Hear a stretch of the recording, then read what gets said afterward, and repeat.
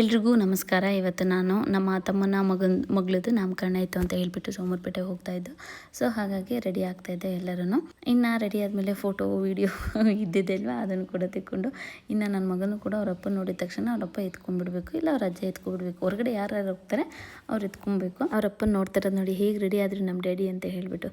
ಹಾಗೆ ನಮ್ಮ ಅಕ್ಕನೂ ಅಮ್ಮನೂ ಕೂಡ ರೆಡಿ ಆಗ್ತಿದ್ದಾರೆ. ಮಕ್ಕಳಿಗೆಲ್ಲ ರೆಡಿಯಾಗಿ ನಾವು ಹೊರಡೋದು ಇನ್ನು ಸ್ವಲ್ಪ ಲೇಟೇ ಆಗ್ತದೆ. ಇನ್ನು ಅಷ್ಟೊಳಗೆ ಅಲ್ಲಿ ಫಂಕ್ಷನ್ ಸ್ಟಾರ್ಟ್ ಆಗಿತ್ತು. ಇನ್ನು ನಾವು ಹೋಗ್ತಿದ್ದಾಗಿನ ನಮ್ಮ ಸ್ಫೂರ್ತಿ ಸಿಕ್ಕಿದ್ಲ. ತುಂಬಾ ಚೆನ್ನಾಗಿ ಕಾಣಿಸ್ತಾ ಇದ್ಲು, ನಂಗೆ ತುಂಬಾ ಇಷ್ಟ ಆಯಿತು. ಹಾಗೆ ನಾವು ಕೂಡ ಇನ್ನೆಲ್ಲ 3 ಜನ ಅಕ್ಕ ತಂಗಿಯರು ಒಟ್ಟಿಗೆ ಸೇರ್ಕೊಂಡ್ಮೇಲೆ ಒಂದು ಫೋಟೋ ಅಥವಾ ರೀಲ್ ಏನಾದರೂ ಇದ್ದಿದ್ದಲ್ವ, ಸೊ ಅದನ್ನು ಕೂಡ ಮಾಡಿಕೊಂಡು ಅಲ್ಲಿಂದ ನೆಕ್ಸ್ಟ್ ಇನ್ನು ಪಾಪುಗೆ ಹೆಸರಿಡ ಅಂತ ಟೈಮ್ ಅಲ್ವಾ, ಗರ್ಲ್ ಬೇಬಿ ಆಗಿರೋದ್ರಿಂದ ಗುಣಿಷ್ಕ ರಂಗನಾಥ್ ಅಂತ ಹೇಳಿ ಹೆಸರಿಟ್ಟುಂಟು. ಇನ್ನು ಅಣ್ಣ ತಮ್ಮನೂ ಕೂಡ ತುಂಬ ಚೆನ್ನಾಗಿ ಕಾಣಿಸ್ತಾ ಇದ್ರು. ನನ್ನ ಮಗನಿಗೆ ಹುಡುಗರು ಅಂದರೆ ತುಂಬಾ ಇಷ್ಟ. ಸೊ ಹಾಗಾಗಿ ಅವ್ರ ಅಣ್ಣನ ನೋಡ್ತಿದ್ದಾಗೇ ನೆಗ್ದು ಹೋಗ್ಬಿಡ್ತೇನೆ. ಅವ್ನು ಒಂದು 10 ನಿಮಿಷ ಇಟ್ಕೊಳ್ತೇನೆ, ಸುಸ್ತಾಗುತ್ತಲ್ವ ಮಕ್ಳು ಇಟ್ಕೊಳ್ಳೋಕ್ಕೆ, ನನಗೆ ಸುಸ್ತಾಗುತ್ತೆ.